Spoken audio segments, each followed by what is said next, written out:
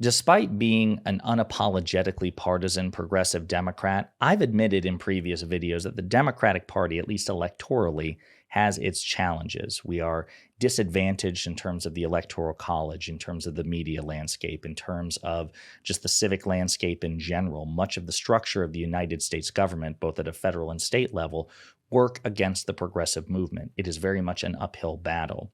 And we are also hamstrung in many ways by internal division. You have progressive radicals who very often correctly want to bring the fight to Republicans rhetorically and in terms of policy. And then you have more feckless moderates who, have helped in terms of incremental gain, but have also held us back at a time when we're at an inflection point. That said, though the Democratic Party certainly has its challenges, one of the things that we have in our favor is we have a stellar freshman class of Democratic congresspeople. We have people like Jared Moskowitz, people like Dan Goldman. And we also have Jasmine Crockett of Texas. Now, she is featured in several of my videos in the past. She's an incisive prosecutor. She's an incisive questioner. She's rhetorically extremely effective. She's fun. She's bright.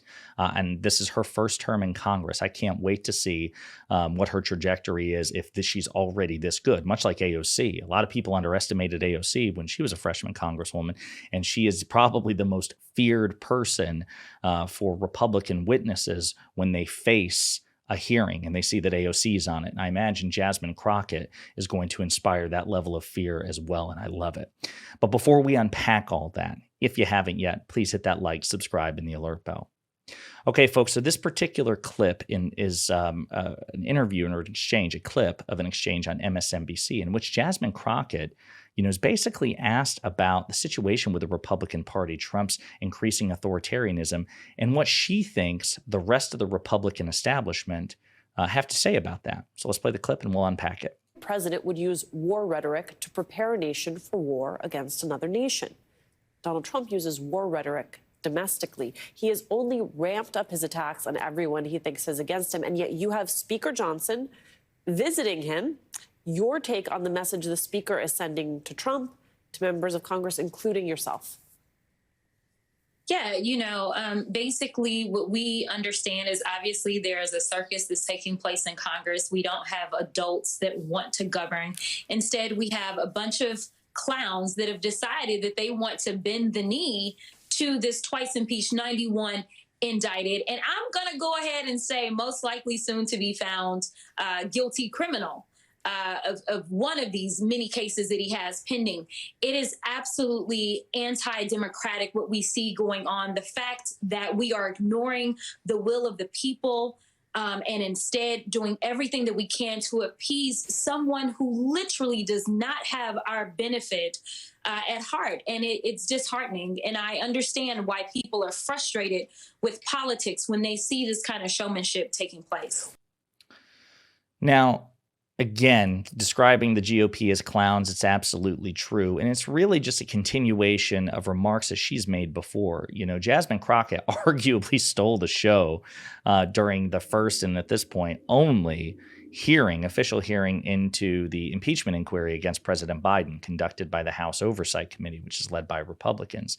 She had this viral exchange in which she just put the GOP on blast, and it is just chef's kiss. Let me tell you something that was so disturbing as I walked in to this chamber today. As I prepared, I said, what is the crime? Because when you're talking about impeachment, you're talking about high crimes or misdemeanors. And I can't seem to find the crime. And honestly, no one has testified of what crime they believe the president of the United States has committed. But when we start talking about things that look like evidence, they want to act like they blind. They don't know what this is. These are our national secrets.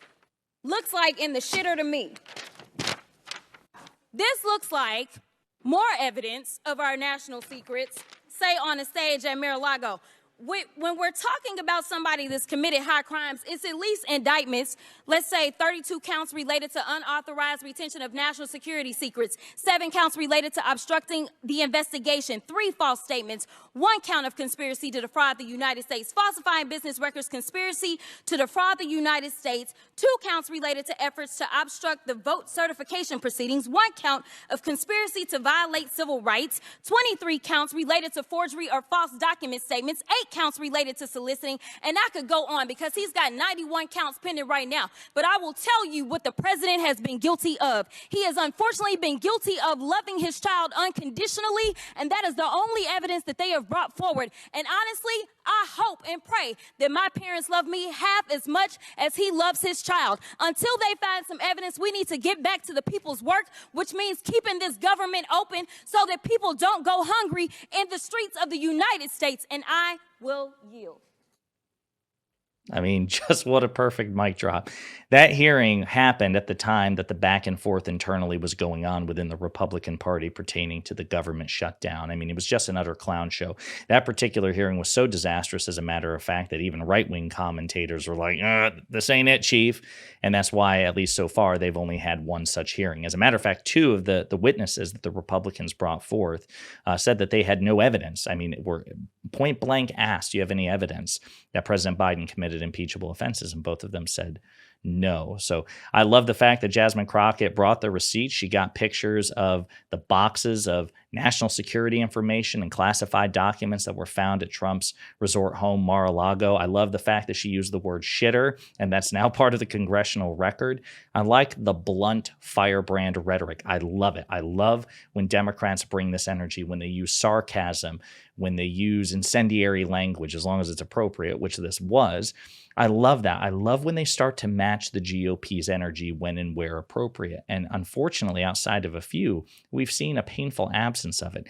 Jasmine Crockett, Jared Moskowitz, AOC, a lot of either the younger or just the freshman class of Democratic Congress people are starting to bring that energy. And as long as they can maintain it and hopefully even feed it and nurture it, I think that the Democratic caucus within the House of Representatives in particular is in very safe hands. Let me know what you think in the comments.